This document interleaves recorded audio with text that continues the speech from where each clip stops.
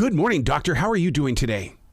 Good morning. I'm great. How are you? Well, I want to step into your world because I can't imagine what you have personally experienced since this lockdown because, I mean, we have gone crazy, not good when it comes to eating food. We're doing way too much of the wrong stuff. We're doing way too much of the wrong stuff, and I think unintentionally. I think a lot of us are trying to do the right things, but unfortunately, because of the way that our food supply is set up currently in this country, we're being sabotaged a little bit by the ultra-processed foods that kind of have snuck their way into what we presume to be healthy foods. It's not even fair in advertising because I got to be honest with you. I mean, you've got people like Doritos and Pepsi and all these people that are changing their products with flavors, like the new Doritos, hot mustard. People are buying that like it's the greatest thing on the planet. I'm going, you're going to injure yourself. Please don't do this. So yes, those are not great, but every time I talk to people and you know they say to me, don't take away my favorite snack. Don't take away my Cheez-Its or my Oreos or whatever. I'm here to say, I'm not here to take those away. If you want to enjoy those things on occasion as a treat, please do that. Where we're being tripped up is that 60% of the average American diet now is ultra processed, and maybe even closer to 70% for our kids. The problem is that when we buy products that say organic and all natural and handmade, those products are actually full of maybe the same things that are in those ultra flavored chips. And we don't even realize it. So what I tell people to do is ignore the front of the package, turn the package around and read the ingredients. And if you can't picture some of those ingredients the way they would appear in nature, skip it. Don't buy that. Choose something else, usually in the same category, that doesn't have those things in it. See, I got hooked on looking at the ingredients after my heart attack. It was like, okay, wake up call, dude. You've got to start paying attention to what's on there because whatever's on that can or whatever's in that package, it's going to fool me, and I'm gonna want to eat it. That's right. And for the first time in 2021, the American Heart Association, and I'm sorry that you suffered a heart attack. That's a tremendous life-changing thing. And I hope you're doing well now. Very well, very well. Great. But the American Heart Association in 2021 came out for the first time and said, we need to start avoiding ultra-processed foods, which was huge. And there are other medical organizations that are coming out and starting to tell us that these items, these products are really detrimental to our health and contributing to the enormous rates and the enormously quickly increasing rates of diet-related diseases that we're struggling with here in the United States. One of the things that you do inside this book is you share recipes. I fell in love with my kitchen during the lockdown, and I love recipes. And my wife and I work on this together. And with your book open, it really gives us an opportunity to explore. That's really a fun thing to do. So sometimes I get to cook with my husband when we have time, and it is a fun thing to do. And I wasn't a cook, necessarily 15 years ago. Life was super busy, and we were dealing with a lot of issues, and cooking was not one of them. And also, no one had ever taught me how to cook, so I didn't know, because that's something of a lost art, I think. So what I did was I started turning to friends and relatives and people who know how to cook and saying, will you teach me? Yeah. Will you teach me how to make this or teach me how to make that? And what I try to do in my book is incorporate a lot of those recipes that are simple, that are easy. So if someone's not used to cooking, hopefully they can still follow these recipes or others, right? Because now you can get all kinds of recipes for whatever you want to make. But the key, I think, is to try to keep it simple, at least in the beginning. Well, we've turned it into a game. It's the exploration at the grocery store. From the grocery store, we bring it home. I mean, we make our own pasta, and we make sure that we put the right ingredients and stuff. It really is it's a moment of lovemaking is what it is, but without doing the deed. It can absolutely be an incredibly fun activity to do with your loved one. If you can get your kids involved and they're a little bit older, I think a lot of work if the kids are little, but if they're a little bit older, they can usually participate, and then they have pride, right? Because this is a way to give kids that sense of pride, like, look, I've made something. So it's a wonderful thing. But also, and I think fresh pasta made from scratch is maybe the most wonderful thing on earth, but I usually don't have time for it. So I'll grab, some dried pasta that, costs $1.50 and use that. And that's okay too. I don't want people to feel like they need to go and start really, getting back to the 19th century or something like that with their cooking. It's great if they can. The more stuff from scratch, it's delicious, right? Let's be honest. I'm starting to see something on the market right now, which I do not understand. We know what probiotics are, but because of plant-based products, I'm starting to see the name prebiotic. What is this? Yeah, so a probiotic is the actual gut bacteria that we have, that people can ingest in pill form, but also in real food form. And I'm a big advocate for doing the probiotic from real food, from fermented food. So when we talk about sauerkraut and yogurt, yes, and now people are into kefir and kombucha and whatever. So those things are fermented foods, and what they have in them are these probiotics naturally. The prebiotics are the food for the probiotics. Oh. So prebiotics are the fibers and the ingredients that our bodies don't break down, but that these microbiome, that these gut bacteria do. But here's the thing. Prebiotics, the best way to get those are in natural food. Okay. When you eat an apple, when you have some beans, when you eat a piece of celery or whatever you like, you're eating prebiotics. Yeah. And that's the way to get them. These fiber additives, when we extract them from the whole food, actually don't behave the same in our gut. So that's something really important to recognize, that when we're getting these probiotics and prebiotics in the bottle, it's not the same thing as getting it from whole food. And getting it from whole food is where you want to get it from. Yeah, because I'm seeing it in two different brands of soda. And I sit there and I look at that, I read that can, and I'm going, God, it still has sugar in it. Well, no, it doesn't have sugar. It's got this instead. And I just don't trust it. That's good that you don't trust it. I don't trust it either. And I'll tell you why. So when I started looking into, I had taken a trip to Italy, and I was fine in Italy. My gut wasn't bothering me there.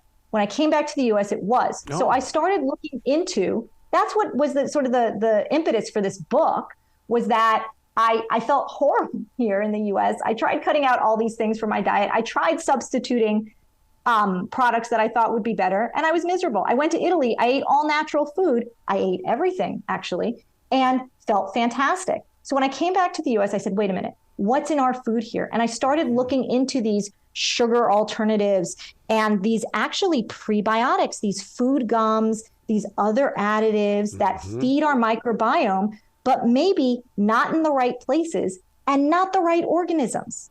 And so I looked at it and I said, well, what do we know about these additives? What do we know about these emulsifiers and these thickeners that are food for our microbiome? And it turns out not very much. A lot of these substances were approved decades ago, but even for the ones that were approved more recently, when they were approved, we didn't know about the microbiome. We didn't know about these bacteria in our guts that we're trying to fix with these prebiotics. And by the way, some recent research says that's maybe not such a good idea to have it in the capsules, but to get it from real food instead. We didn't know what impact those additives had on our guts. We thought they just passed right through us. Yeah. Oh, we can't digest it.